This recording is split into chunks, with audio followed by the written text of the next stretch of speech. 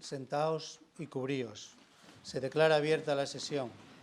La señora secretaria general de la Universidad de Oviedo leerá en alta voz los acuerdos del Consejo de Gobierno que dan lugar a esta sesión.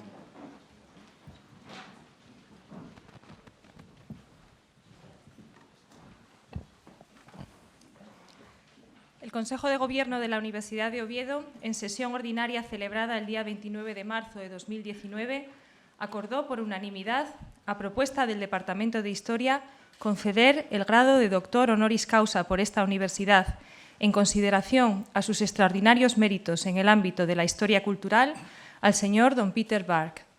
Igualmente, en la misma sesión del Consejo de Gobierno, se acordó por unanimidad, a propuesta de la Escuela Politécnica de Ingeniería de Gijón, conceder el grado de doctor honoris causa en consideración a sus extraordinarios méritos en el ámbito de la ingeniería de los materiales al señor don Gregory Ludkovsky. Muchas gracias. El director del Departamento de Historia y el director de la Escuela Politécnica de Ingeniería de Gijón se dignarán conducir y acompañar a la presencia de las y los claustrales aquí reunidos a los candidatos al grado de doctor, los señores Peter Burke y Gregory Ludkovsky.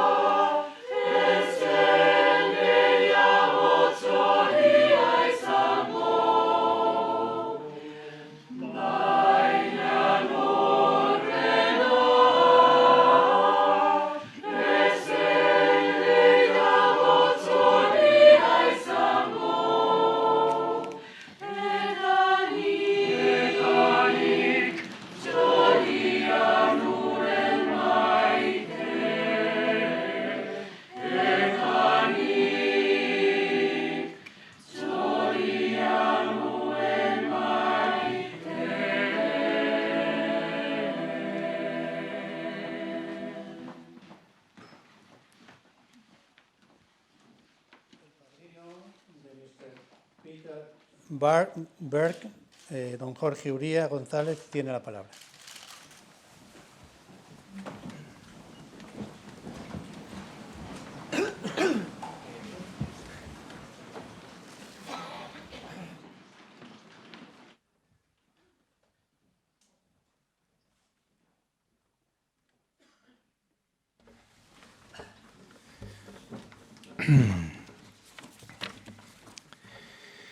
Señor rector magnífico, dignísimas autoridades, claustro de doctoras y doctores, miembros de la comunidad universitaria, señoras y señores. Antes de publicarse la última edición castellana de Historia y Teoría Social en 2005, algunos de los libros de Peter Burke, como su Sociología e Historia, venían siendo, desde hacía tiempo, lecturas obligatorias y referentes insoslayables en el programa de doctorado primero y en el máster de Historia y Análisis Sociocultural de nuestra universidad después. Por encima de esta circunstancia sobrevuela la realidad más profunda y de alcance más general de la trascendencia de su obra y del hecho de que no sea hoy posible imaginar una historia cultural, cualquiera que sea su cariz, sin al menos una mención respetuosa hacia quien hoy es uno de los historiadores culturales de obra más densa, más ambiciosa en su alcance teórico y de mayor influencia en la historiografía contemporánea.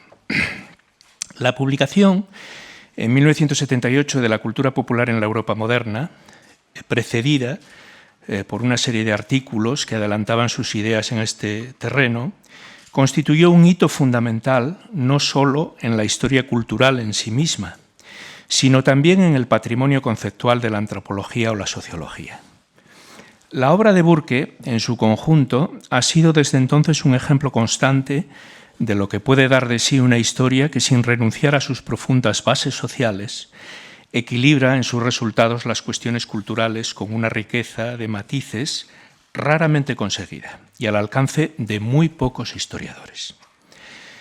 Su propuesta en estos años ha sido, en este sentido, la de un constante cruce de metodologías en un proyecto transversal, integrador de bases teóricas muy amplias, abierto a constantes innovaciones temáticas y capaz de ofrecer productos finales tan densos como equilibrados en sus aportaciones historiográficas. Durante algún tiempo al menos, la obra de Burke como historiador concienzudo y apegado al tratamiento directo de las fuentes, aunque siempre sin renunciar a la teoría, a la generalización de procesos amplios o a la comparación de realidades muy diversas cultural o geográficamente, ha pivotado sobre su trabajo como modernista. La obra, que acaba de citarse, lo demuestra, pero también sus profundas investigaciones sobre la cultura del Renacimiento, la imagen de Luis XIV, en diálogo constante con la sociología de Norbert Elias, o sus múltiples indagaciones sobre la cultura europea de la época, sus formas de comunicación cultural, el lenguaje o los sistemas de conocimiento y de su difusión en esa fase de la historia. Los trabajos sobre esta época marcaron en realidad los inicios de un estilo que en lo esencial nunca lo abandonaría. Su apertura constante hacia nuevos métodos de trabajo, su permeabilidad desprejuiciada hacia corrientes historiográficas tremendamente diversas y el diálogo permanente con las tradiciones que mejor sintetizan en la tradición histórica este espíritu poroso y en continua renovación, cristalizaron entonces. Su apuesta interpretativa descansaba sobre una lectura muy atenta de los clásicos, Burckhardt, como no, pero también Marx o Weber, sobre un diálogo constante con la historia social clásica británica, la de Christopher Hill, Hobsbawm o Thompson, por ejemplo, y teniendo siempre como referente la Escuela Francesa de Anales y como interlocutor invisible a Brodel, a cuyas propuestas y espíritu volvería una y otra vez a lo largo de su carrera. Los retratos minuciosos y refrescantes que hace de las élites y la vida social y cultural de ciudades como Ámsterdam o Venecia, por ejemplo, destilan en lo esencial ese pozo y son, al mismo tiempo, una especie de acta de los debates más vivos que se podían dar en la producción histórica de esta época, con constantes referencias a las propuestas iconológicas de Panofsky o a las de la historia social del arte de Hauser, pero también a las sugerencias de la sociología de Hoffman o al universo conceptual de Bourdieu. Sin embargo, tal vez uno de los detalles que más llamativos resultan y que más apartan a Burke de la norma es su incondicional e invariable diálogo con la teoría y su apuesta por el intercambio metodológico y conceptual con el resto de las ciencias sociales. Mientras que para los historiadores modernistas del arte, de la política o de la cultura, las propuestas interpretativas de este historiador han sido un punto de referencia constante, los dedicados al periodo contemporáneo, más alejados de esta fase temporal, han encontrado muy pronto en su obra metodológica e historiográfica un anclaje no menos rico y sugerente. Su labor en este último aspecto ha sido de tanto peso como la desplegada como modernista. Quizá mayor, dado que al elevarse sobre el terreno concreto del trabajo de campo o la investigación monográfica, propone reflexiones que son capaces de construir un vademecum muy útil para el conjunto de los historiadores, con independencia de su especialización por edades, y hábil además para dialogar con otras disciplinas y muy especialmente con el resto de las ciencias sociales. No es poco en un mundo académico marcado por la hiperespecialización y en donde a menudo el empirismo raso sustituye con ventaja a los trabajos de mayor ambición y mérito. La fluidez en el contacto con otras disciplinas estaba facilitada en su caso, ciertamente, por su buena sintonía con las bases historiográficas que siempre le habían predicado, como la Escuela de Anales, o con apuestas como las de Brodel, un defensor enconado de lo mismo, aunque tampoco fuese ajena a sus tradiciones británicas, visibles en su colaboración continuada con plataformas como la de Past and Present o History Workshop Journal. Al final de los años 80, esa combinación de teoría y trabajo empírico está dando ya resultados espléndidos, como sus ensayos de antropología histórica sobre la Italia moderna, antropología histórica en la Italia moderna temprana, es un título de referencia, que consolida el que será en adelante un fértil diálogo con la antropología. A principios de esta década, en todo caso, sus preocupaciones teóricas habían cristalizado ya en un libro mínimo por sus páginas, pero esencial por su apuesta valerosa por la interdisciplinariedad, Sociología e Historia. En él estaban muy presentes algunas de sus mejores cualidades, la facilidad y la garra de su redacción, su talento para la síntesis y su curiosidad y apertura hacia los métodos y los conceptos de otras ciencias sociales. El camino abierto por este trabajo fue prolongado luego por muchos otros, presentes en sus artículos y libros posteriores. En cierto modo, pesa ya en sus formas de historia cultural y sobre todo en sus capítulos iniciales sobre los orígenes de la historia cultural, la historia de los sueños, la de la memoria colectiva o la de los gestos, a la vez que en sus reflexiones finales sobre la unidad y variedad en la historia cultural. Pero quizá donde de forma más sistemática esté presente sean los dos, en dos títulos, dos de intención más general y de desarrollo teórico bastante más metódico. El primero de ellos es el titulado ¿Qué es la historia cultural? En su edición española, una obra de 2006, un trabajo en donde, como él es habitual, se exponen de forma accesible pero a la vez rigurosa las transformaciones registradas en una disciplina que tiene una formulación clásica de partida, pero que sabrá abrirse hacia las sugerencias de la antropología histórica, las aportaciones de la sociología, las reflexiones modernas sobre el lenguaje y la estructuración retórica o las propuestas del constructivismo hasta defender una nueva incitación a la síntesis que supere los excesos del llamado giro cultural y que sea a la vez capaz de integrar sus viejos vínculos con la historia de la sociedad. Sus reflexiones finales sobre la venganza de la historia social son en este sentido un buen indicador de la intención integradora de su proposición historiográfica, a la vez que un excelente refuerzo de las posiciones de quienes siempre hemos defendido la necesidad de enfoques verdaderamente socioculturales alejados de un culturalismo inmatizado.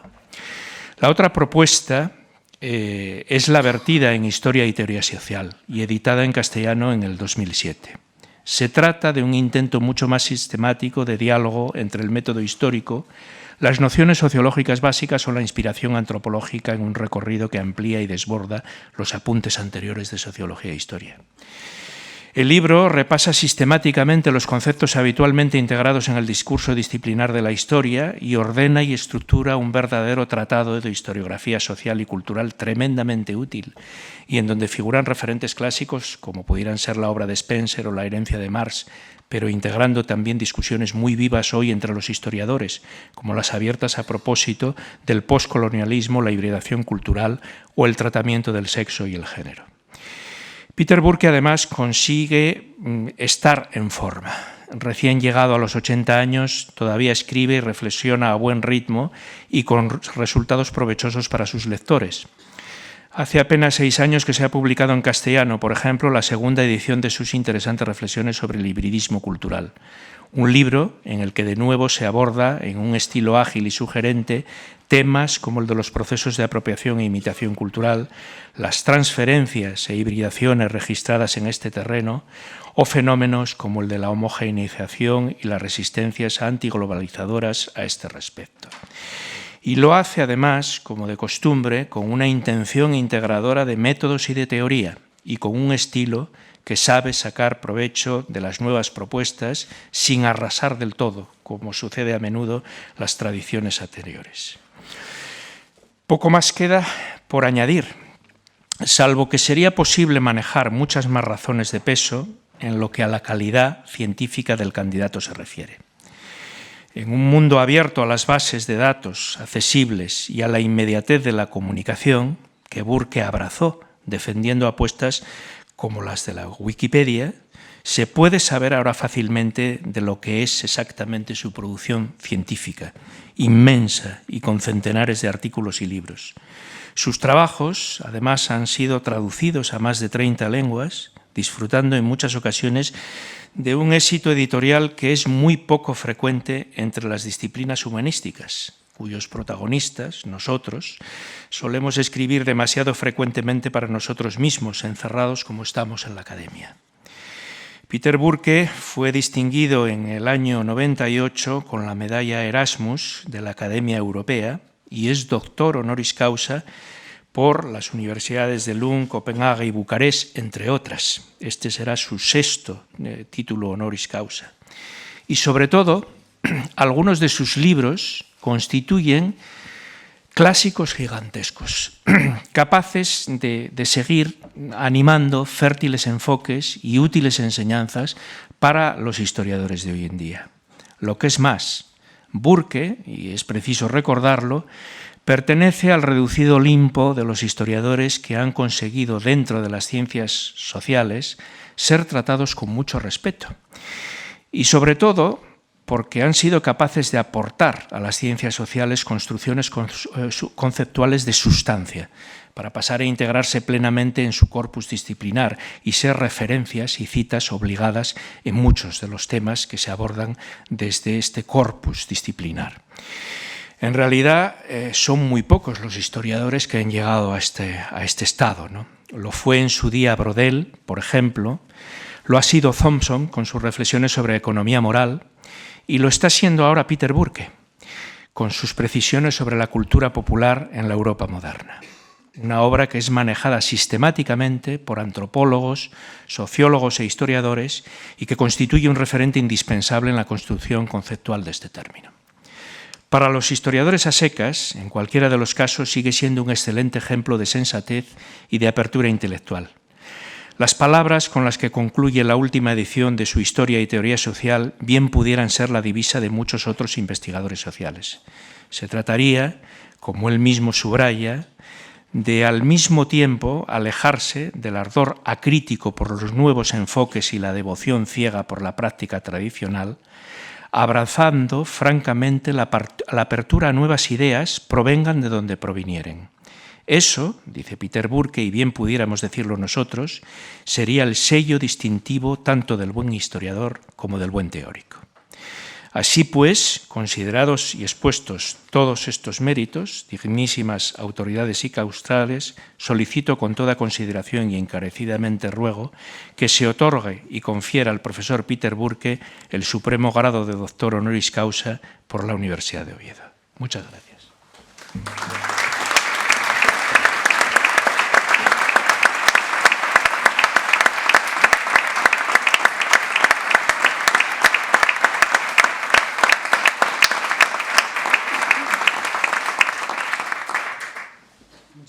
Gracias.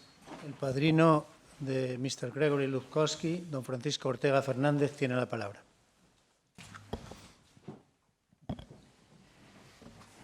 Bueno, señor rector magnífico de la Universidad de Oviedo, excelentísimas y ilustrísimas autoridades, miembros de la comunidad universitaria, señores y señores. Sí. Gracias. Quiero comenzar agradeciendo la confianza que tanto el equipo rectoral como la Escuela Politécnica de Ingeniería de Gijón, en la que imparto docencia desde hace 25 años y que es la verdadera promotora de este reconocimiento, han depositado en mí para ejercer de padrino y efectuar la laudatio del doctorando Gregory Ludkovsky. Es para mí un gran placer, no exento de una enorme responsabilidad, tener la oportunidad de participar en este acto que representa el culmen de la actividad universitaria en este entorno que nos rodea y representa perfectamente la historia de esta nuestra universidad. Esta distinción, la de máximo nivel en el ámbito universitario, se concede a personas destacadas como reconocimiento a sus valores, a su trayectoria en los ámbitos académico, científico, cultural o su especial vinculación en la universidad. El doctorando, Gregory, reúne no una de estas condiciones, sino todas ellas. Espero que mis palabras sean capaces de transmitir al menos parte de los méritos científicos, profesionales y humanos que avalan su candidatura para este doctor Honoris Causa por la Universidad de Oviedo. Gregory Ludkovsky, con diferentes grafías en función de la traducción realizada, o simplemente Greg, como es conocido a nivel mundial dentro del campo de la innovación, es vicepresidente de ArcelorMittal y máximo responsable de su Departamento de Innovación y Desarrollo a nivel mundial. Decía Bertrand Russell que una buena vida es aquella inspirada en el amor y guiada por la inteligencia. Si no fuera porque razones cronológicas imposibilitan que estén relacionados, podríamos pensar que esta frase se inspira en Greg, o que Greg se inspiró en ella a lo largo de su vida, porque representa perfectamente el sentido de su vida. La pasión por las cosas, el énfasis en el conocimiento, la capacidad personal y el amor a la familia. A partir de estos elementos, su vida es una sucesión de decisiones que muestran su determinación por perseguir sueños más allá de la zona de confort. Aunque parecía destinado a ser un ingeniero de construcción, siguiendo la estela familiar, muy posicionada en el sector, Greg decidió realizar estudios de ingeniería metalúrgica en la Universidad Técnica de Moscú, comenzando posteriormente su carrera profesional como ingeniero de investigación en Rusia. No obstante, su carácter emprendedor y sus inquietudes científicas y humanas le empujaron a afrontar su primer cambio. Junto con su familia, elemento clave en su vida, emprendió un periplo por diversos países hasta que finalmente llegó a Estados Unidos, donde se estableció.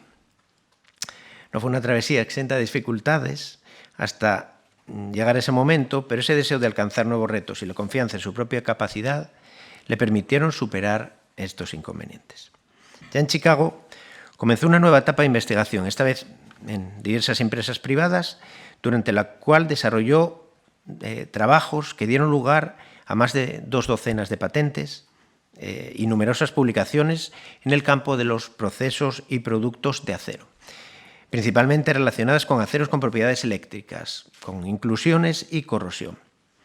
Algunas de estas patentes siguen marcando hoy, 30 años después, la forma en que dichos materiales se diseñan y producen. Y no se trata de elementos menores.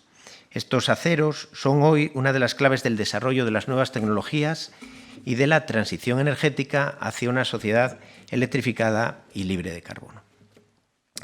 El incremento de la capacidad de investigación y los éxitos obtenidos le abocaron entonces a crear y dirigir grandes grupos de investigación básica en los que ejercía una dirección científica profunda y exhaustiva. Pronto asumió la imposibilidad de mantener este sistema de forma sostenida. Involucrarse tan profundamente generaba un efecto pernicioso, la ralentización de las actividades por la lentitud de la supervisión y la limitación de la creatividad individual que tal nivel de control suponía. Por el contrario, esa intensísima actividad investigadora le permitió descubrir una segunda cualidad, su capacidad de dirigir la innovación, de definir la estrategia. Generador de nuevas organizaciones desconocidas en empresas de sectores básicos que planteaban, y aún hoy plantean, estructuras muy clásicas, su línea rupturista creó una nueva tendencia con un incremento espectacular de los resultados. No es de extrañar, por tanto, que ArcelorMittal lo nombrase vicepresidente en 2007, asignándole más de 1.500 investigadores a su cargo y la responsabilidad de definir el futuro de una organización con 200.000 trabajadores en decenas de países. Pero su valía no ha sido reconocida solo de forma interna. Desde entonces, Greg ha recibido diversos premios internacionales y ha sido ponente invitado en foros de muy diversa índole alrededor de todo el mundo.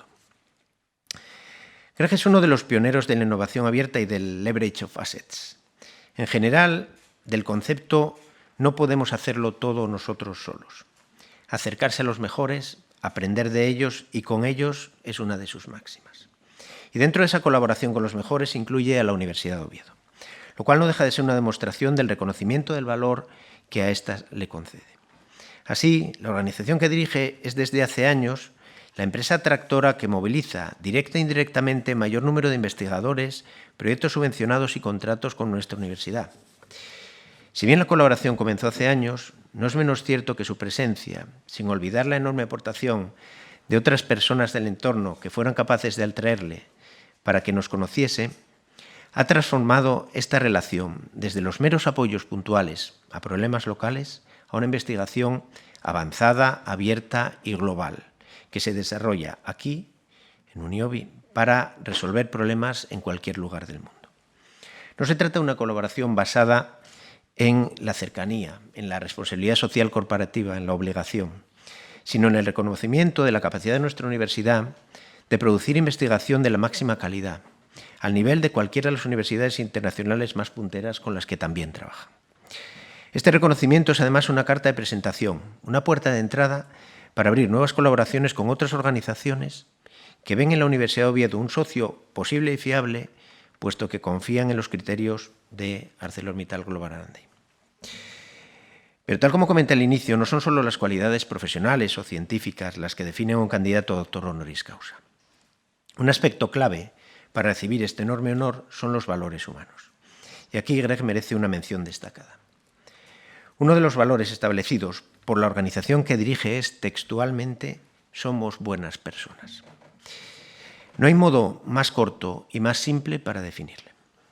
Greg es el líder que tiene la potestas, pero utiliza la autoritas, condición que solo se consigue demostrando a los demás que se es digno de respeto.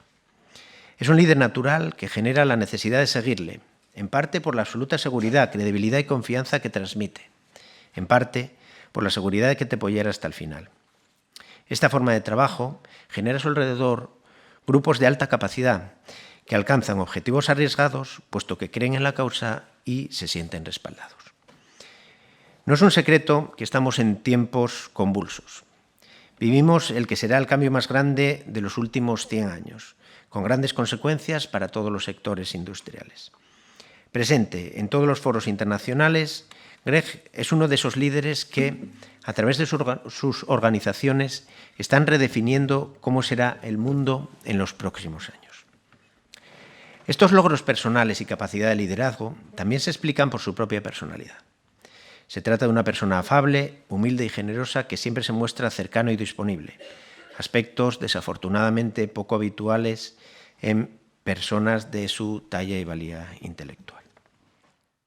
Su optimismo vital y su confianza en las capacidades humanas le llevan a ser rupturista, a promover actividades más allá de las tradicionales investigaciones incrementales, siguiendo el principio que ya hace muchos años formuló Thomas Edison, uno de los grandes padres de la ingeniería moderna. Los que aseguran que es imposible no deberían interrumpir a los que lo estamos intentando.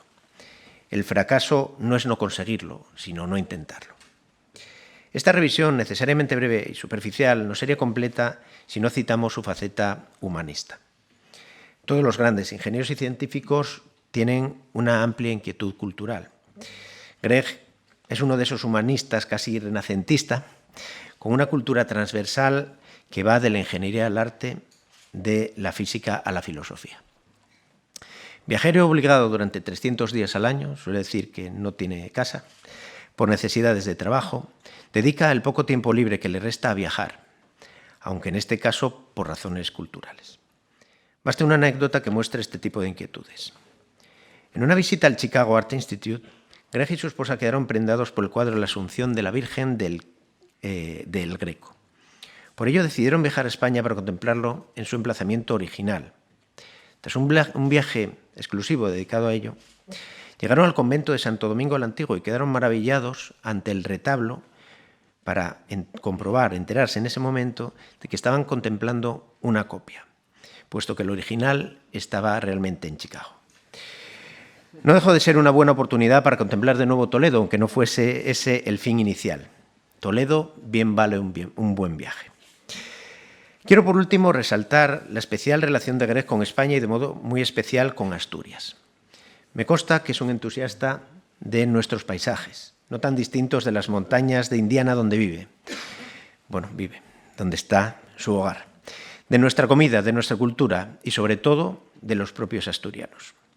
Fruto de su confianza en esta región, en las capacidades de sus habitantes y, por supuesto, en la formación impartida por nuestra institución a sus egresados, es la consolidación de 2 centros de investigación con más de 300 investigadores que en los últimos años han pasado a ser elementos clave del I+D de la empresa a nivel global.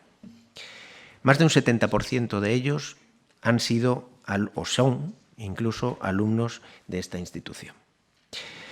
Gracias a su valoración positiva, contamos en Asturias con investigadores punteros en sectores clave para el futuro, como el medio ambiente, la digitalización, la impresión 3D, la energía o la nanotecnología, que aplican su conocimiento a instalaciones de todo el mundo y crean un efecto tractor clave sobre el tejido innovador de la región.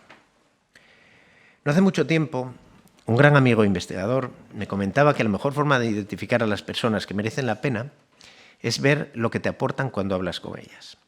En mi experiencia personal, siempre que he hablado con Greg, desafortunadamente no han sido muchas veces, no todas las que me gustaría, he aprendido y sigo aprendiendo algo. No quiero extenderme más y retrasar el momento en que tenga la oportunidad de disfrutar de lo que serán sin duda unas brillantes disertaciones. Así pues, considerados y expuestos todos estos hechos, dignísimas autoridades y claustrales, solicito con toda consideración y encarecidamente ruego que se otorgue y confiera al señor don Gregory Ludkovsky el supremo grado de doctor honoris causa por la Escuela Politécnica de Ingeniería de Gijón de la Universidad de Oviedo. Muchas gracias.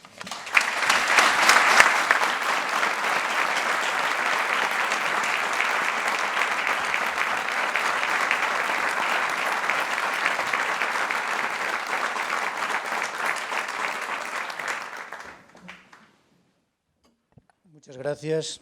Ahora voy a proceder a la solemne colación del grado de doctor honoris causa a los señores Peter Burke y Gregory Ludkovsky. Acercaos. Habéis sido nombrados doctores honoris causa por el Consejo de Gobierno de la Universidad de Oviedo en testimonio a vuestros relevantes méritos. Por ello, y en virtud de la autoridad que ostentamos, os entregamos y conferimos el título que atestigue en todas partes y para siempre el grado de esta dignidad doctoral.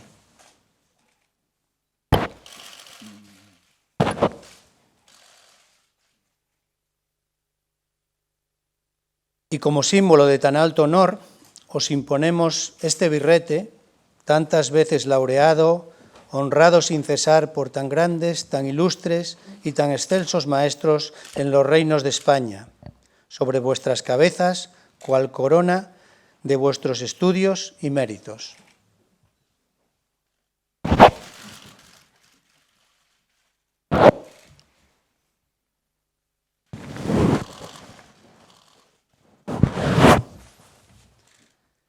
Ostentadlo siempre y llevadlo a todas partes. Vuestros padrinos os van a entregar los atributos de este nombramiento y distinción, a saber, el libro de la ciencia y de la sabiduría, que es preciso que cultivéis y difundáis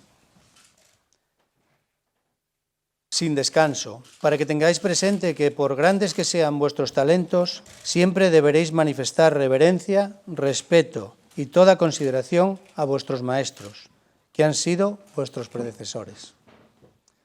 Recibid el anillo que en los pasados tiempos, en estas venerables y solemnes ceremonias,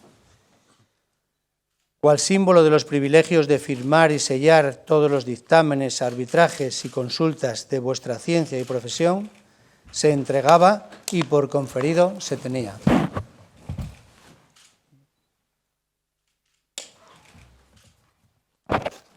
Recibid por fin los guantes blancos como símbolo de la fortaleza que vuestras manos han de conservar y también como signo de vuestra altísima dignidad.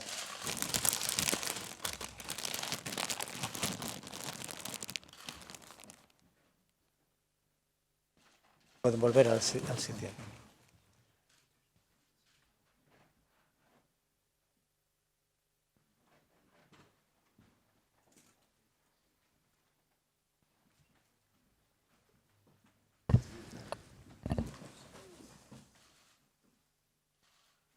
Una vez conferido el grado de doctor, se concede la palabra al señor Peter Burke para que pronuncie su discurso de ingreso en este claustro.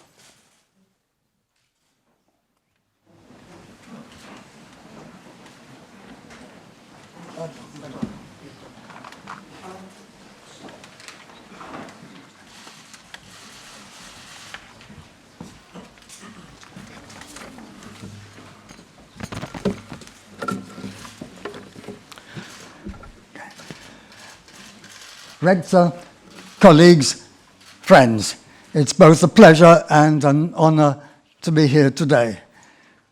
Ever since I read the novel La Regenta, I wanted to see Oviedo, and now I've had the opportunity, and I'm very glad to have seen this beautiful city.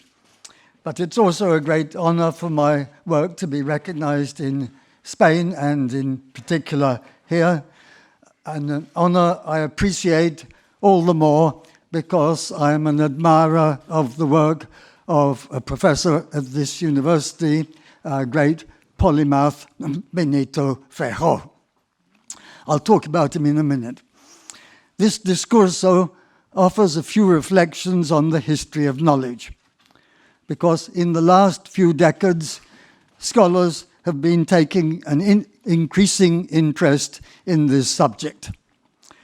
It's not surprising. As so often happens, a new approach to the past has been provoked by debates in the present. In this case, debates about the kind of society we're living in, a knowledge economy, an information society, and so on. And now we know that today's anxieties about the glut or the flood or the overload of information, they're not new. The amount of knowledge available, at least here in Europe, has been accelerating, expanding at an accelerating rate since Gutenberg, if not before. We might even say that knowledge has exploded in the double sense of rapid expansion combined with fragmentation. So one result of this explosion is a crisis of knowledge. I should say, by a crisis, I don't mean any dramatic event that might make the headlines in the newspapers or on television. I think it's preferable to use that over-employed term crisis in a more precise sense, closer to its original sense when ancient Greek physicians referred to the crisis when a patient is on the edge, either recovery or death. And more generally, a crisis might be defined as a time of turbulence followed by a change in structure. And now I'd like to suggest that there have been three major crises of knowledge since the end of the Middle Ages.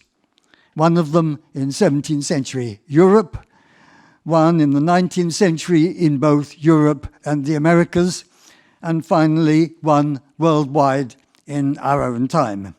And each of the crises may be linked to a revolution in communication. The first crisis, inseparable from the Gutenberg Revolution, although the numbers of books really increased much more in the late 16th and in the 17th century. Second crisis, it's linked to the rise of cheap journals and newspapers, made possible by the invention of a steam press and a cheaper form of paper made from wood pulp. And the current crisis arrived in the age of the internet. Those signs of what was to come were noticeable decades before. That famous phrase, information overload, is now half a century old.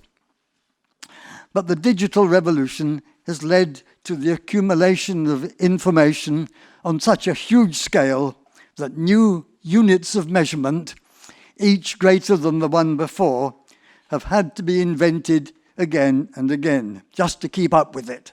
So first it was gigabytes, and then it was terabytes, and then petabytes, and then exabytes, and now we live in the age of zettabytes, but I don't know for how long before a new unit is needed. And today there's even a glut of books on the glut of information. But as historians are in a position to say, each of the three crises led to cries, "There's too much to know." And in each case, as a defense against the flood, a different stage in the rise of specialization. Now, there is, of course, a lot to say in favor of specialization. It allows some people, the experts, to know a particular field in depth. We need these people. We need their knowledges. I just want to say that this specialization comes at a high price. It's the fragmentation of knowledge. As so often happens in history, if not in life itself, the solution to one problem will sooner or later generate another problem. No wonder then that a certain nostalgia has often been expressed for an age before knowledge was fragmented in this way. Among the expressions of this nostalgia are four relatively recent biographies of polymaths. By coincidence, they all have the same title, The Last Man Who Knew Everything. Curiously enough, the four books are concerned with four completely different individuals living in four different centuries. So the first last man, if I may put it that way, was a 17th century German Jesuit, Athanasius Kircher. The second, I'm proud to say, is a former member and fellow of my Cambridge College, Emmanuel, and he's Thomas Young, physician, but much more. The third, much less known, a North American professor of anatomy and natural history in the middle of the 19th century, Joseph Leidy. And the last man, until someone writes yet another biography, the Italian physicist Enrico Fermi. So the difference in dates between these four scholars and scientists, active between the 1650s and the 1950s, led me to think that maybe we needed a general study of the history of polymaths over the long term. And so not being able to read such a book because it didn't seem to exist, I thought the best thing was to write one. I finished it recently. It's based on the collective biography of 500 remarkable individuals living in the West between the 15th century and the present. Or let's simplify and say more or less from Leonardo to Susan Sontag. Actually begins a little earlier, ends a little later. Now, the lives of these 500 individuals turn out to be quite fascinating. But despite this, I wanted to offer readers more than a gallery of intellectual portraits. If we want to understand the changing world of knowledge, a study of this kind needs a general theme, a red thread. And so the one I chose, the story of both individual and collective responses to the fragmentation of knowledge. As an intellectual species, the polymath has become endangered, threatened by accelerating specialization. I nearly said the irresistible rise of specialization. But the good news is that the process has sometimes been resisted. It's been resisted in two ways. One way, relatively new, is the creation of interdisciplinary institutions, including institutes of advanced study in many parts of the globe now, and also, especially in the 1960s, 1970s, the deliberate foundation of new universities where the students would not specialize as much as elsewhere, in places such as Sussex, where I used to teach, Bielefeld in Germany, and Linköping in Sweden. And the second form of resistance, the traditional one, has been practiced by those remarkable individuals, polymaths. Somehow, they have survived all three crises, at least so far. And so I now turn to those crises and their consequences. The age of the first crisis, the 17th century, was also the age of a few intellectual giants. Today, we usually remember these individuals for only a tiny part of their activities.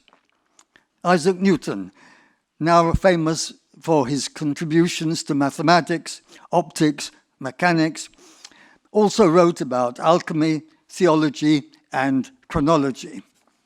His great rival in the invention of calculus, Gottfried Wilhelm Leibniz, remembered today as a philosopher, which is really unjust to a man who made original contributions to the study of history, linguistics, law, theology, and in fact read widely in a number of other subjects to which he didn't make a contribution.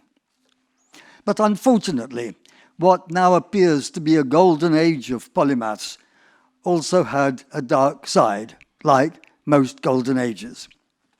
Information overload was already leading to information anxiety.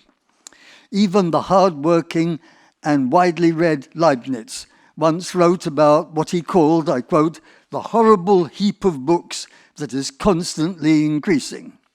But the problem wasn't just the numbers of the books. More and more information was becoming available for two main reasons. In the first place, the European invasion of other continents led to the discovery by Europeans of their fauna, flora, peoples, languages, and so on. And in the second place, the invention of the telescope and the microscope, both in the 17th century, gave access to other new worlds of knowledge. And on top of that, the systematic practice of experiment also led to new knowledges. So knowledge expanded and knowledge fragmented. The Czech scholar Jan Amos Comenius was one of the first to lament what he called the tearing apart of the disciplines, scientiarum laceratio. He complained in a more vivid manner, I'm going to quote, metaphysicians sing for themselves alone. Natural philosophers chant their own praises. Astronomers dance by themselves. Politicians lay their own foundations. Mathematicians rejoice over their own triumphs, and theologians rule for their own benefit. The dream of Comenius was Pan-Sophia, the universal wisdom, but like so many noble dreams, it did not become a reality. But despite the fragmentation, polymaths did not become extinct. In the 18th century, they increasingly identified themselves in a somewhat more limited way as men or women of letters, a description that did not exclude an interest in the natural sciences. So now we come back to Benito Jerónimo Feijó.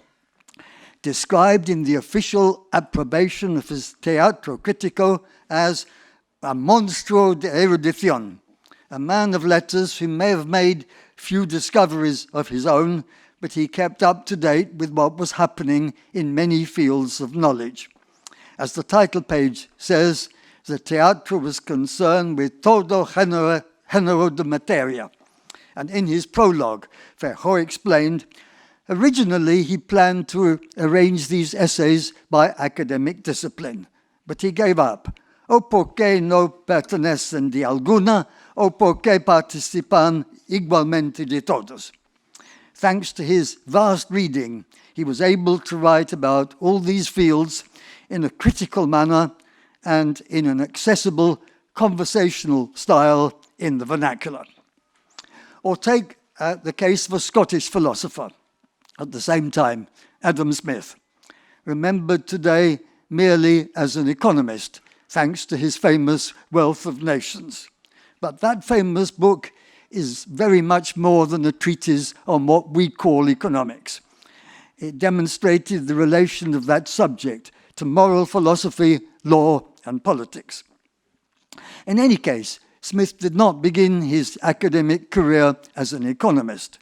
He was a professor of logic, then a professor of moral philosophy at the University of Glasgow. In his spare time, if he really had spare time, in between his lectures on rhetoric, theology, and jurisprudence, he studied the origin of language, the history of astronomy, and the affinities between music, dance, and poetry. It's ironic. Smith wrote a famous praise of the division of labor, but his own interests were not divided in that way. Now, it's time to move to the second crisis. By the early 19th century, a second crisis of knowledge was becoming visible. Yet again, the problem of overload. Scientific expeditions were bringing back more and more information. Experiments becoming more numerous.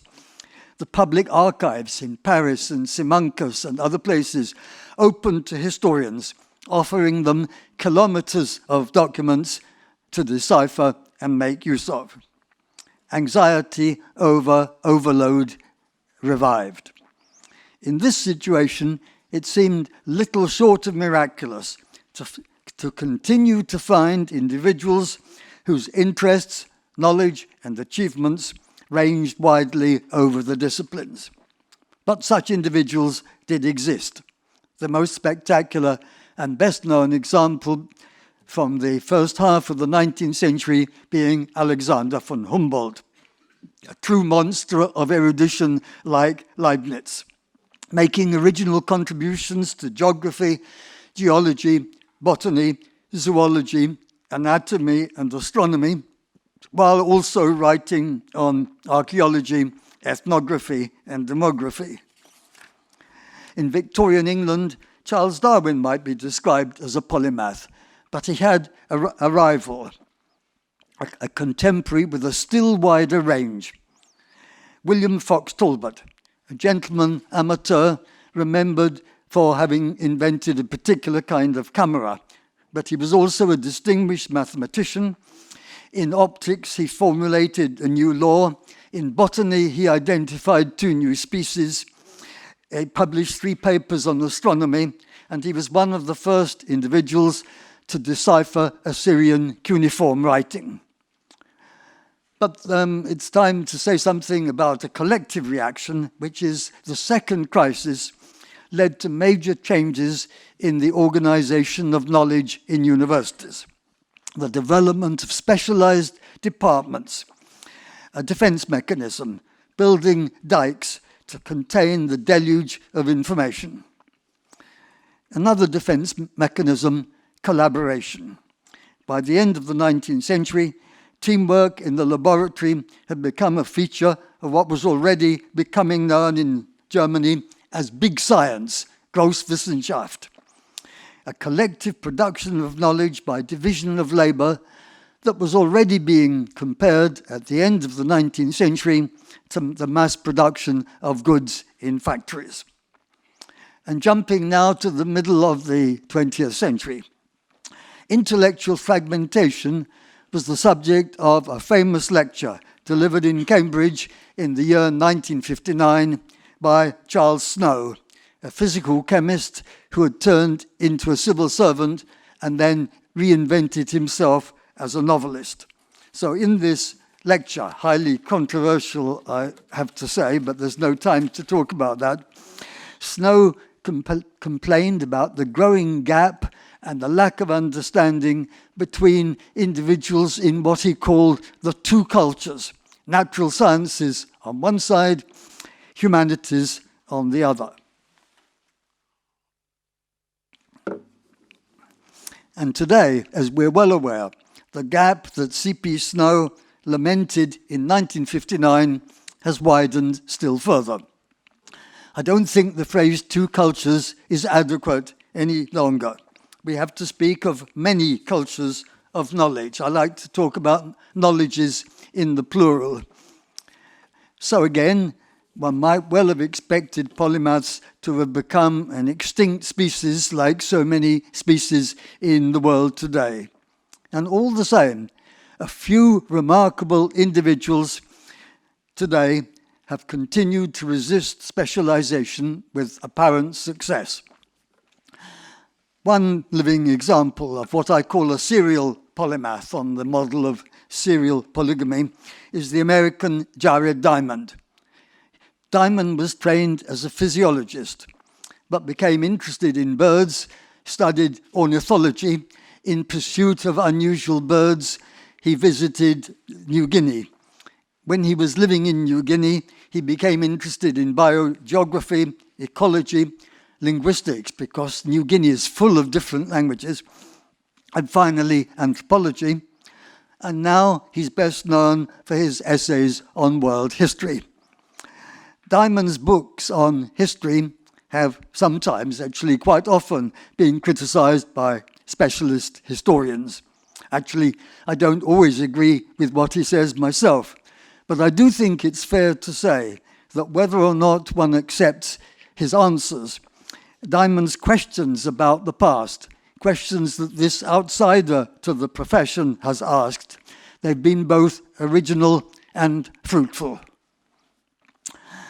It's time now, briefly, to say something about the social milieu in which polymaths have worked. It's difficult for them to realize their potential unless they can find a niche, a social and institutional role. I mentioned just four. Religious orders used to provide such a niche. Feijó, a Benedictine, Juan Caramuel, Cistercian. Jesuits like Kircher have provided more than their fair share of polymaths. Second niche, universities. I should say a few of them have been astonishingly flexible. Diamond has never left the University of California at Los Angeles. As his interests changed, they've simply moved him along the campus from the Department of Physiology to the Department of Geography. Same thing happened to the Michael Polanyi, who was professor of physical chemistry at the University of Manchester, in exile, of course, from his native Hungary. One day he went to see the rector and he said, "Rector, I'm not really interested in physical chemistry anymore. I'm really a philosopher." They just moved him down the campus to the Department of Philosophy. Third niche, librarian. Used to be a marvelous job for polymaths, allowing them to read all the books. Leibniz is one example, distinguished polymath who spent much of his working life as a librarian. Fourth niche, a cultural journal. That was a genre invented in the 17th century, flourishing in the 19th century, the Revue des Deux Mondes, in the 20th century, the New York Review of Books, and so on. Polymaths such as Aldous Huxley, Susan Sontag, Umberto Eco were all able to publish articles on every aspect of their wide interests in this kind of journal. But I have to say, sadly, All these four niches are at risk in the age of the digital revolution. Decline of vocations to religious orders.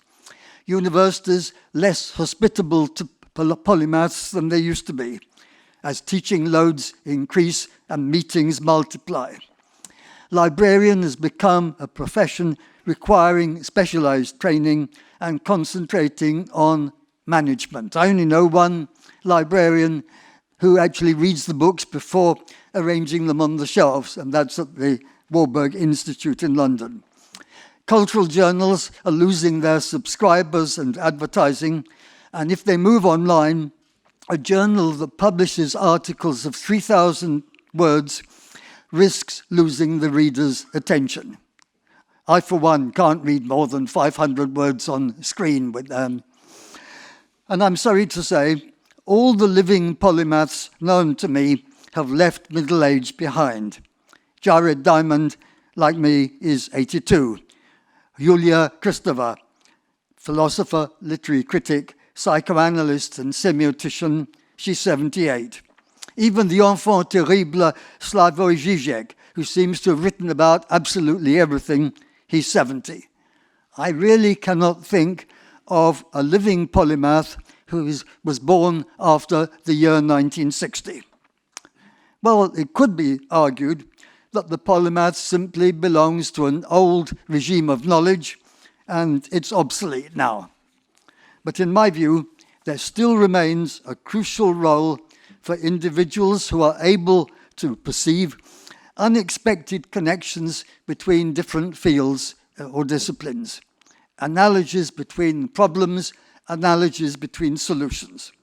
So our problem is that the niche for polymaths are being destroyed at a time when we need at least a few of them more than ever before. What is to be done? I'm afraid I have to leave that question to you. Thank you.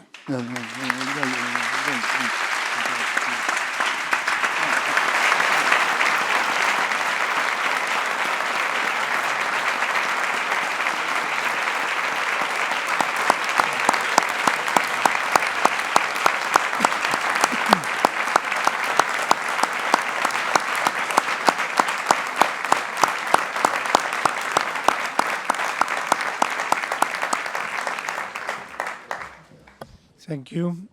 Se concede ahora la palabra al señor Gregory Ludkovsky para que pronuncie su discurso de ingreso en este claustro.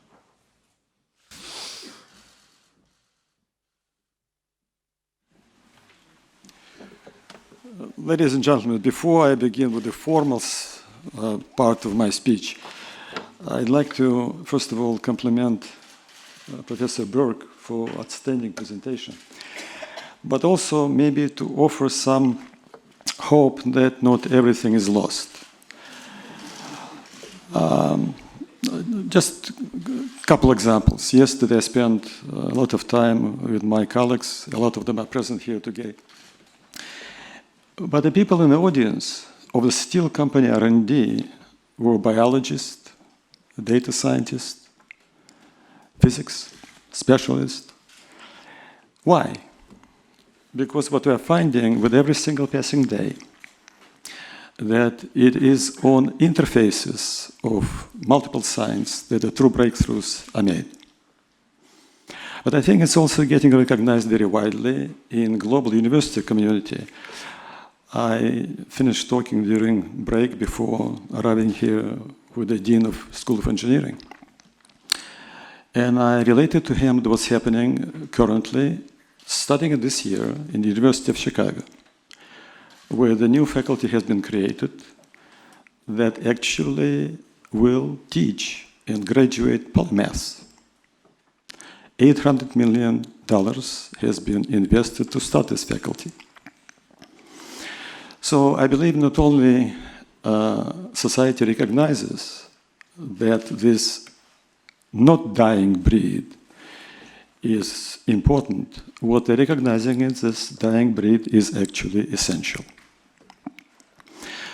So in saying all of that, with full recognition of the facts that he brought about, I want to conclude by offering slight hope that we will continue to capitalize on this. And by the way, I actually believe that digitalization, rather than being a killer of polymaths, will be an enormous enabler for them. The most constructive and most effective way to communicate and combine global knowledge is via mechanisms of global digitalization. All right, with this, I'll go into the formal part. It was very strange for me because I gave many speeches in my life and I never wrote them. It's the first speech I actually wrote, so it's somewhat uncomfortable for me, but just please stay with me. Your Excellency, Rector Santiago Garcia Granda, member of the Senate and faculty of University of Oviedo, ladies and gentlemen, among the many possible forms of recognition one may aspire to obtain, two will always stand out as the most cherished: praise from your loved one and esteem, appreciation, respect from your peers. While the former tends to be unconditional and subjective, the latter is mostly unbiased and sincere. This is why it's such an honor to be able to stand here with you tonight, thanking you for making me feel that I have earned the right to do so. I'm really touched by your nomination and by choice all of you made to be here with me tonight, right now. I have to say that I have received numerous awards throughout my career. One of the most memorable was in 2014, when I got Global Plus Medal for Lifetime Achievement in Metals and Mining Industry. When accepting this award, an interviewer asked me, how does it feel to receive it? And I responded, I said it was both sad and happy. She apparently startled by this answer, saying, why sad? And I told her, I do not particularly like the name of the award. And she was startled even more. I said, I would prefer to be called Midlife Achievement Award. And it was indeed because 5 years later, I am standing in front of you resentful of missed opportunities, yet even more eager to seize even greater ones that lie ahead of us. Having you as partners in this horizon-expanding journey makes me particularly optimistic today. At a very young age of 8, living in the Soviet Union, I followed my father to the north of the country, where he took a job near the Bering Sea, the land of bears and aurora borealis. The stunning beauty of this amazing, ever-changing sight awakened my unabated curiosity to the things unknown, to the things so easily taken for granted. And ever since, I have been obsessed with finding out reasons why things are the way they are in this world around us. I was born in a family of architects and construction engineers, expected to follow family tradition to take a similar profession. When I was 15, my father, chief engineer of Ostanskin's TV tower in Moscow, at that time one of the tallest buildings, if not the tallest building in the world, often took me to the building site, hoping to get his son excited about Korean construction.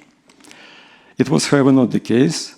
My drawing skills did not meet the expected standards of excellence like those of my parents, and I already was hopelessly and unconditionally in love with physics. A changing canvas of aurora borealis was a sparkle of my curiosity, but it was theory of relativity and everything related to space that poured additional paraphoric material and kept the fire. At that time, many of theory's concepts still lay beyond my grasp, and then I was failing to find answers with traditional tools of mathematics.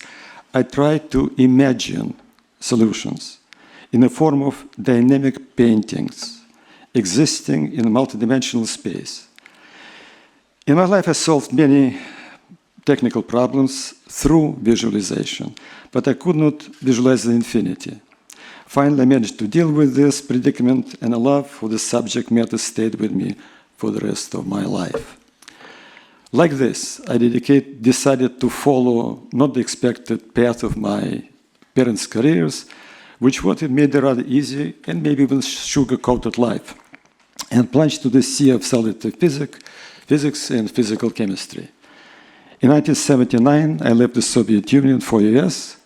I did not do it for the shining glitter of money, but the freedom to realize my own potential and to certainly give the same opportunity to my son, who I am exceedingly pleased to have here in the audience. I was very worried. Yesterday was one of the probably worst nights in the year for flying, and he did fly in the middle of the storm and rain, and it was just total delight for me to share this moment with him. So, I was deeply grateful for the opportunity given to me, and I thought of returning the favor, never left in my mind. In less than a year after my arrival, which I'm quite proud of, I filed my first American patent. It has been 40 years now, and almost, if not every single motor produced in North America is still made on the basis of my patents. I'm especially grateful for this, and many other contributions led me in 2016, by decree of US Congress, indict myself into Indiana State Hall of Fame. After arriving in the United States, I started to work at Inland Steel Company, and this is how I was for the first time immersed in the world of steel, the world I enjoy to this day because I discovered that steel indeed is a fabric of life. Even though it's a cliche word that we're using, I believe fundamentally it is indeed true. It is omnipresent, yet paradoxically invisible, often taken for granted. But it shouldn't be. It's an amazingly sophisticated product that reinvents itself time and times over with faster pace, in significant part due to organization that I lead, Global R&D of ArcelorMittal. When I received my first promotion at work early in America, my last thought was, I have a lot more ideas I can execute on my own, and having more people will help me deal with this problem. So I was excited by the fact that more people could work on my ideas, and it went on and on quite well. When having been offered many new promotions, my logic did not change, and it worked again. The flow continued until one day when I was confronted by a rather simple thought. I'm using a lot of people to realize my dreams, and I'm killing opportunity for them to realize theirs. So I made a dramatic decision, and with no particular transition, changed the way of the past, giving a lot more freedom to my colleagues. It does not necessarily mean that I do not occasionally fall back onto my old self, but I consciously trying to minimize those instances and not to demonstrate my old ability to micromanage. Well, a lot of people in this room may have different opinions, but I hope they at least partially agree with me. Okay? With time, I found it more rewarding to witness success of my colleagues than my own. And through this transition, I became progressively more and more interested in organizational dynamics that leads organization individuals to reach the high level of performance and success. Taking a look at how I spend my time today, apart from trying to navigate inevitable bureaucracies of the large corporation, I split the rest of the time between scientific topics and organizational issues, dedicated mostly to performance enhancement via creativity and now digitalization. Even though the phrase "is all about people" is the first most widely used just after "made in China" and "I love you." Okay, this amazing and the biggest of our planet natural resource has not been even remotely fully engaged. This full mobilization remains a magic goal worth going after with all of our intelligence and dedications. And certainly, esteemed colleagues and professors at universities, more than anybody else in the world and in the life of individuals, are responsible and capable at affecting that. When in 2007 I took over global R&D organization of ArcelorMittal, I saw a real opportunity for me to contribute to this future cause. What did I find 12 years ago? I found many talented people in each of our research centers around the world. Brilliant. At that time, R&D was focused on incremental developments, and even though we did undertake breakthrough R&D, it rarely reached the state of commercialization. We largely operated following the formula 2 + 2 = 4, sometimes 3, functioning as a holding company with a number of isolated centers without fully benefiting from the power of complementary differences. To change the equation 2 + 2 = 5, 6, 7, so on and so forth. For this to happen, I imagine a new truly imagine. That's it. Referring back to my beginning of the speech. Imagine a truly virtual organization which demanded a very different leadership style, as well as different model for integration, communication, etc. Our leaders had to learn how to be omnipresent on different continents and in different time zones. It also required much higher level of interdependence. To facilitate the progress, I put matrix leadership model in place where global market portfolio leaders are responsible defining what, for whom, and when results of work will be needed and delivered to clients. And laboratory leadership takes full responsibility for realizing this result. Before I continue with, I would like to acknowledge another very dear person, sharing next seat to my son, Nicholas de Bajo. I know that some of you know this name quite well, but he now is entrusted to be laboratory leadership, perform a laboratory leadership role across all global laboratories of ArcelorMittal worldwide. And I could not be happier to have him at my right side. Okay. The organization structure allows people to focus on very direct and coordinated way of delivering without having internal conflicts in terms of priorities. Another thing we're able to do is start operating organization in a truly global fashion. One of the key words pertaining to that is interdependence, which itself represents a challenge, is also a wonderful opportunity to eliminate significant amount of redundancies and capitalize on the best we have globally. There's just a couple examples for what make my work as a leader of the organization so interesting and rewarding. My responsibilities lay not only in formulating and implementing the technology strategy, but in conceiving, building, and sustaining the organizational structure, in which people could work globally as one organism, dedicated to act as three musketeers, all for one and one for all. 5 years ago, in this town, I gave an interview to the local newspaper, and the question posed was about the role of small, and that time Asturias laboratory, in the overall success of global R&D.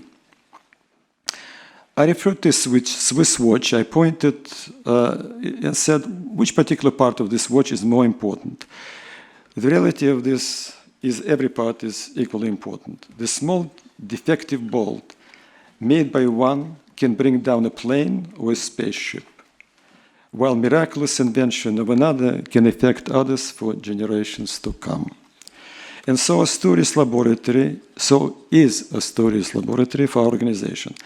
It became an inextricable part of global R&D that not only keeps the watch mechanism running, but is in fact ahead of its time. It creates time of the future itself. 10 years ago, I hardly knew anything else about Asturias. If somebody would ask me to find it on the map, I would have difficulty doing that. Asturias Research Center at that time was visible on R&D map only with the use of magnifying glass. Less than 20 people. Today, 12 years later, its multiple state of art, class of art buildings house more than 300 researchers. That is the rate of growth. Outstanding researchers, not only operating on the cutting edge of multiple technologies, but also leading them as well. I would also remind you that this transformation growth took place during the most severe economic crisis of 2008. I also would like to compliment another person sitting now next to Nico, who has been of enormous assistant, true partner, and believer in R&D, Manuel Harris, that I am so delighted to see you in the audience today. They say, if you take a risk, you will sometimes fail, and if you don't take it, you will always fail. The young leadership of this then tiny laboratory sitting in this hall today had the courage to say yes to the risk.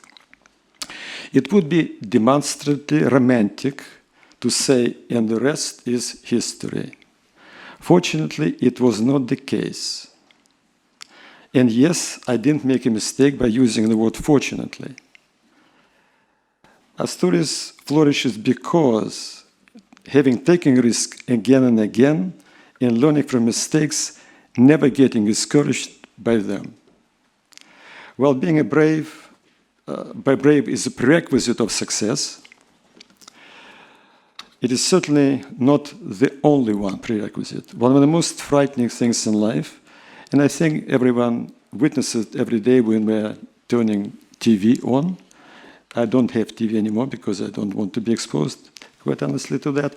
But this one of the most frightening thing is idiots with initiative. Fortunately, again, people at the helm of this lab were and are extraordinarily bright and talented. Yet even that wouldn't have been enough without consistency of purpose. In my almost 50 years in business, I have seen a handful of Camelots, but very few survived for a long run precisely because the purpose of overall enterprise was getting blurred in the distance. It is, of course, anything but easy to maintain youthful enthusiasm time and time, year after year. But it's exactly what researchers in Asturias lab did and continue to do, bravely reinventing the ways to work and not being afraid to cannibalize their own successes. So what was I doing when all of this was happening? I trusted the leaders and researchers in our shared vision, trying to help them in any way possible on this long and challenging journey. And through it all, I am, was, and hopefully will be having fun doing that. When someone asks me, what do I do for a living? I, trying to be funny, but mainly to avoid lengthy discussions, say that I'm in the business of satisfying my personal curiosity at company's expense. As joke as it may be, it's not far from the truth. Learning, discovering, and reinventing tomorrow are the main contributors to my quality of life. And as you know, my whole life has been taking risk and unlocking potential, first of my own, then of my colleagues, and now it is time to talk about unlocking full potential of technology. This is why, for example, we have pushed forward with a major redesign of the vehicle structure architecture using press-hardenable materials, which were never used for this application in the past.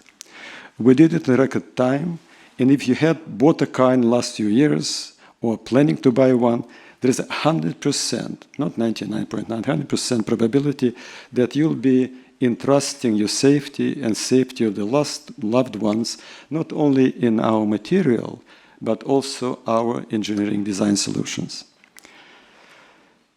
Imagine the transition requiring our automotive clients to significantly change all their principles, all their traditional processes, such as cold stamping, in favor of hot one that was accomplished in record time. Another example of unlocking potential technology was development and industrialization of the brand new process called vapor deposition, jet vapor deposition. It is a new environmentally friendly coating process that allows us to coat almost any material, overcoming classical coatability problems. Because its low in temperature process does not need heat, enormous amount of zinc to the melting point, and thus is extraordinarily environmentally friendly. Let me also talk about two amazing megatrends that are already changing our daily way of life.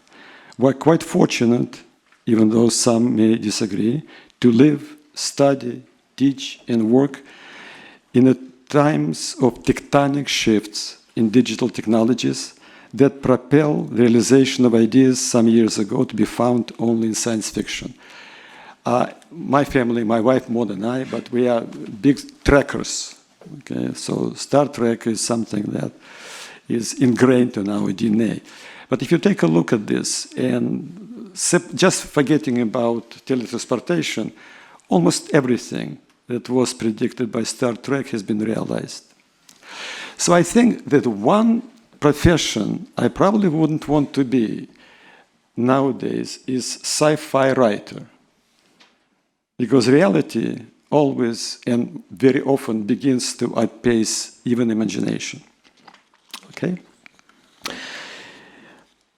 So, as exciting as they're also rather unsettling. Not surprising that lectures, discussion on the topic of post-humanism became more and more prevalent in universities and in public domain in general. In one of the recent discussions, I presented an argument that the term post-humanism should be rather called advanced humanism. It's somewhat related to discussion we had before with Professor Burke. Since the development of technology and the AI should be seen not through the humanism depriving, but through humanism expanding lens. Advanced humanism will be the term characterized the world in which artificial intelligence progressively enables us to keep creating the desired reality, while dramatically advancing our potential as humanity. Talking about it with a colleague of mine present in this room, the concept was taken to the next level. He argued that the future generation will look back at our time as pre-humanism. Be it as may be, my dear colleagues of Asturias Center, as an integral and critical part of global R&D, are creating such forward-looking reality every single day. And we talked to, once again, the Dean of Engineering and the representative of the department's letters that probably would be a good idea for us to start getting together on a regular basis, dream together and share our mutual progress. This year, using artificial intelligence, we were able to realize the concept of predictive quality. Just stay with me. Imagine, we now are capable to predict the quality before material is made. Okay, we're now in process of creating a foundation for predictive maintenance. And what we're trying to connect now is to put it all under one complete loop. Our goal is to fully close digital loop from the point of predictive time and the mode of failure to proactively creating fully optimized 3D-dimensional CAD file, submitting it to 3D printing factory, optimize the design, print the design, and deliver spare parts by the drone to the facility to be installed just in time. And if you believe that it's a dream, it's not, because once again, some of the things that we were discussing last few days already are results of what we do. And I know it's not lost on you is the fact that we were one of the first companies in the world to launch 3D printing factory, which right now is exploding in production. And I checked with the president of this factory yesterday, and he related to me that as of today, they're already printing 450 different parts. And this is a company that started only a few months ago. A few years ago, prior for us launching these major digitization activities, while giving a talk in Asturias, I posed a provocative question to the audience similar to yours.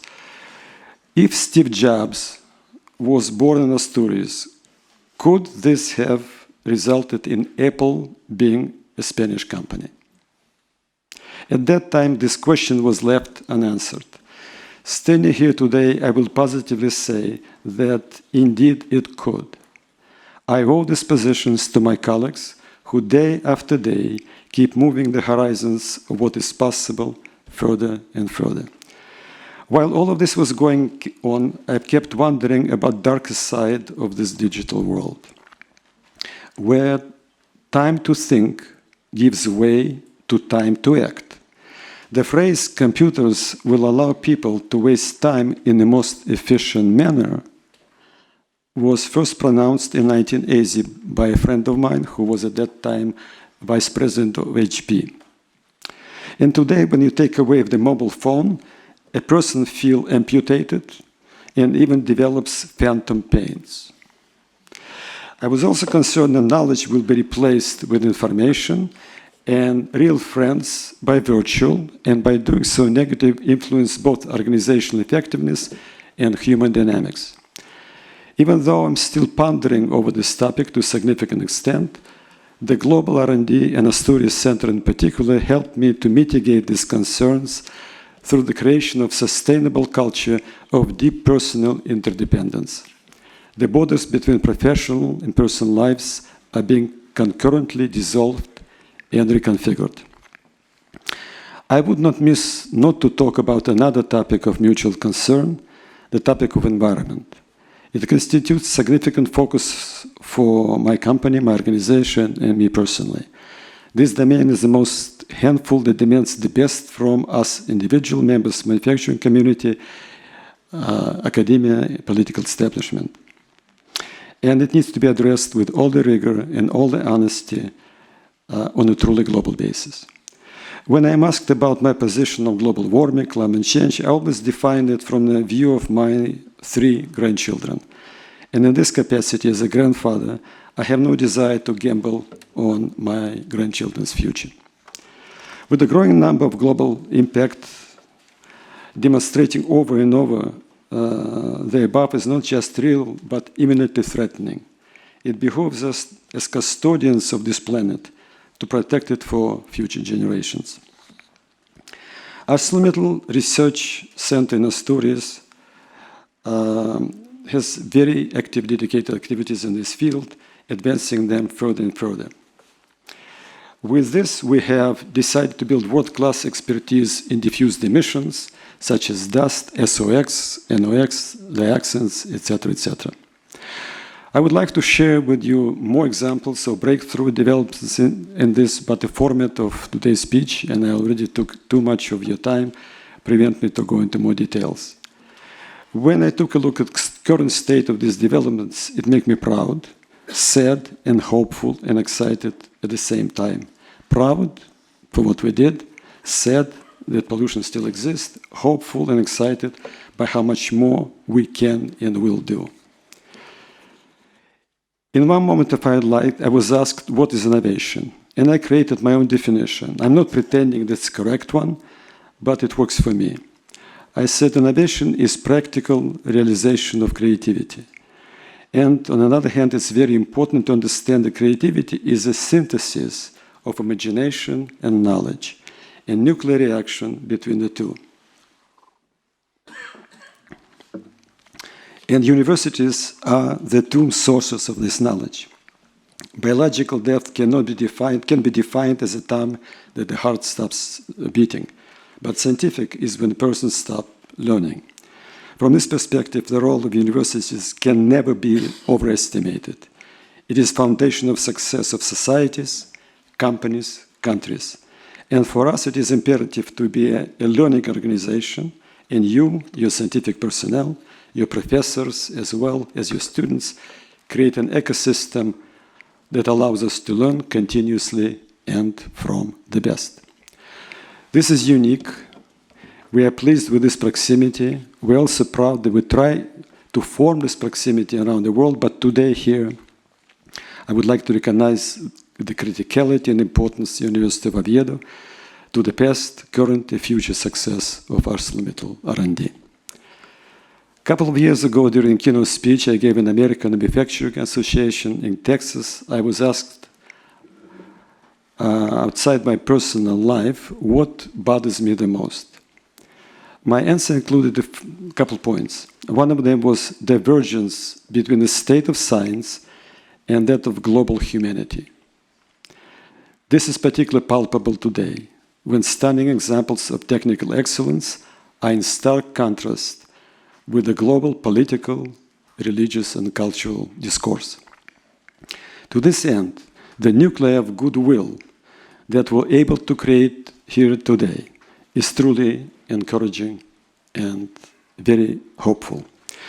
I would like to conclude by slightly digressing from the science, innovation, and digitalization, or maybe just looking at all of above through the prism of human interaction, and mainly your possible role in the interaction and involvement with the imminent presence of a mighty and ever force of technology. As you probably agree, in our immediate future and the one of our children, we may likely be faced with the task of proving the necessity of our existence with almighty and by this stage mature artificial intelligence.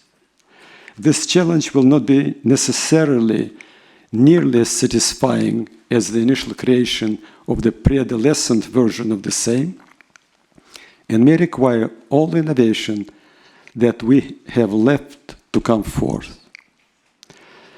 The playing fields will obviously bias towards the incumbent, which may not be as convinced as us in the necessity of coexistence, as humankind will not be able to outthink, outreason, and outlogic our creation.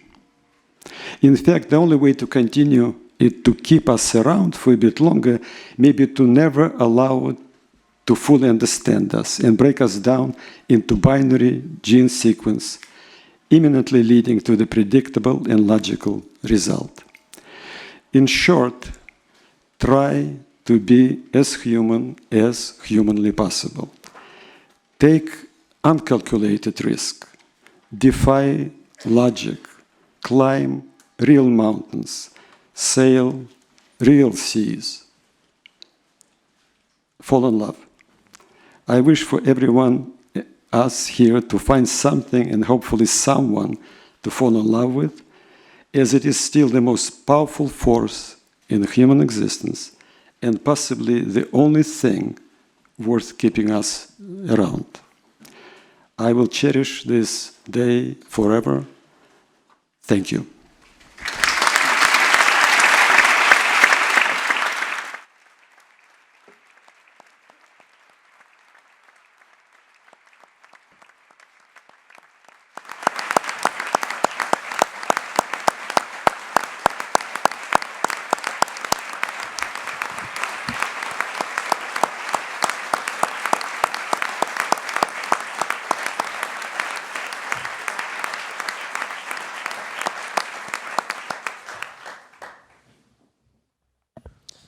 Thank you.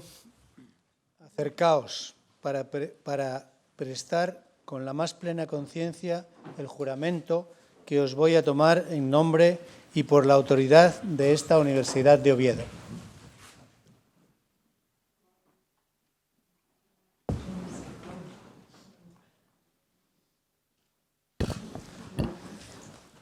Juráis solemnemente, por vuestra conciencia y honor, defender y respetar todos los derechos, privilegios y honores de esta Universidad de Oviedo en cualquier parte del mundo en que os hallareis, así como favorecerla y ayudarla cuantas veces se os demande.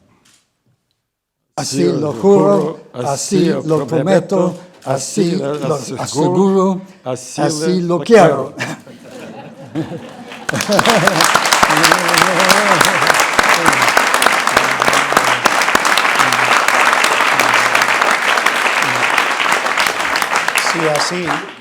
Si así lo hiciereis, que la memoria de todas y todos los claustrales os lo pague, y si no, que os lo demande.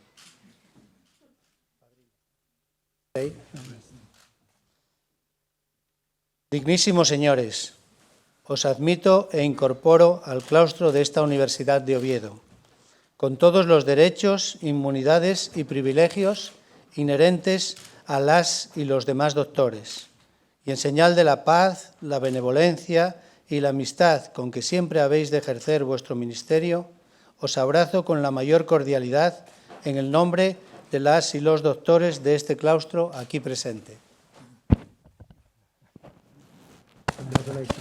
Gracias.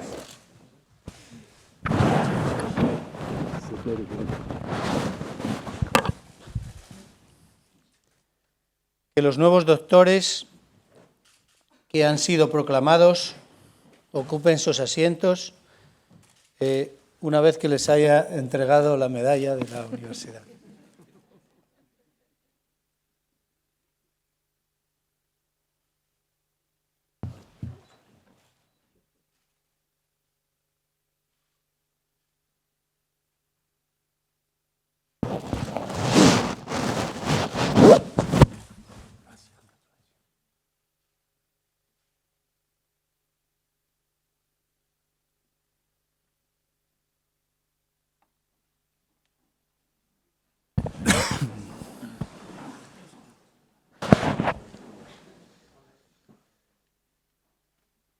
Señor presidente del Principado de Asturias, consejero de Ciencia, Innovación y Universidad, consejero de Industria, Empleo y Promoción Económica, directora general de Universidad, alcaldesas, concejal, dignísimas autoridades, equipo rectoral, vicerrector de Cultura y Participación Social de la Universidad de Cantabria, rector López Arranz, defensora universitaria, miembros del claustro universitario y de la comunidad universitaria, señoras y señores. Hace un momento, en el discurso del profesor Peter Burke, se ha confesado admirador del profesor más famoso en la historia de esta universidad, Benito Feijóo. Ello me anima a comenzar mi intervención con las conocidas palabras del benedictino, que fuera catedrático de Teología de nuestra institución universitaria, entresacadas del protocolo al volumen primero de su célebre obra Teatro Crítico Universal. Decía: la grandeza del discurso está en penetrar y persuadir las verdades. La habilidad más baja del ingenio es enredar a otros con sofisterías. Las arañas que aún entre los brutos son viles, fabrican telas delicadas pero sutiles. Sutiles y firmes, aún entre los hombres, no las hacen sino los artífices excelentes. En aquellas se figuran los discursos agudos, pero sofísticos. En estas, los ingeniosos y sólidos. Eran afirmaciones del gran Fray Benito Jerónimo Feijóo y Montenegro. Estas pueden bien servir para poner de relieve la grandeza de los discursos que acabamos de escuchar. Tanto las intervenciones de los ya doctores como cada una de las laudatio de los padrinos llevan el sello de maestros excelentes, alejados de sofismas, falacias o paralogismos.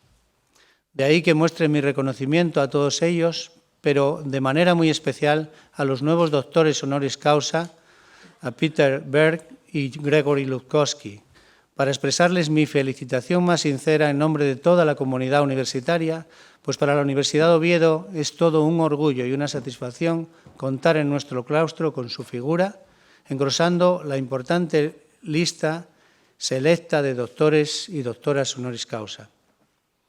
Para alcanzar la más alta excelencia académica de su trayectoria profesional y científica, que concede hoy la Universidad de Oviedo al historiador inglés Peter Burke, el profesor Jorge Uría acaba de poner de relieve brillantemente sus importantes méritos y premios y distinciones. Formado en la Universidad de Oxford, donde se doctoró, ha sido profesor en importantes instituciones como la Universidad de Sussex o Cambridge, donde fue catedrático durante casi toda su carrera académica. El padrino ha hecho un brillante recorrido por su obra didáctica y divulgativa, traducida a más de 30 idiomas, siendo de especial relevancia sus ensayos sobre el Renacimiento europeo o la cultura popular en la Europa moderna, aparte de los numerosos artículos académicos en medios especializados. Importa señalar además que con la publicación del segundo volumen de su Historia Social del Conocimiento, Burke prosigue su magistral obra ocupándose ahora de la etapa comprendida entre 1750, con la publicación de la Enciclopédie Francesa, y el momento de la eclosión de la Wikipedia. En esta obra de referencia y de lectura esencial para todas las personas interesadas en las humanidades y en las ciencias sociales, yo diría que para todos, Burke nos advierte que toda acumulación de conocimiento, en especial el que se obtiene por la comunicación social con personas sobre las que ejercemos un dominio fundamentado en el derecho de conquista, resulta útil para el Estado. Y siendo útil para el Estado, lo será también para las universidades. De ahí que en más de una ocasión venga señalando que invertir en conocimiento es más primordial que invertir en bienes materiales porque produce siempre los mejores frutos. Sobre la importancia del conocimiento, el profesor Burke, en esta brillante lección magistral titulada Una especie en peligro de extinción, el polímata en la era de la especialización, que acabamos de oír, se ha referido a tres grandes crisis del conocimiento desde finales de la Edad Media, haciendo hincapié en la última caracterizada por la sobrecarga de información. Comparto con él la necesidad de una reforma educativa, sobre todo en los primeros años de la educación de la persona. Es muy importante que la ciudadanía aprenda a discriminar la información para saber elegir entre las numerosas y diferentes fuentes informativas. Y es que ese aprendizaje, hasta donde yo puedo conocer, y es en ese aprendizaje donde van emergiendo personas que superan ya la necesidad de la especialización.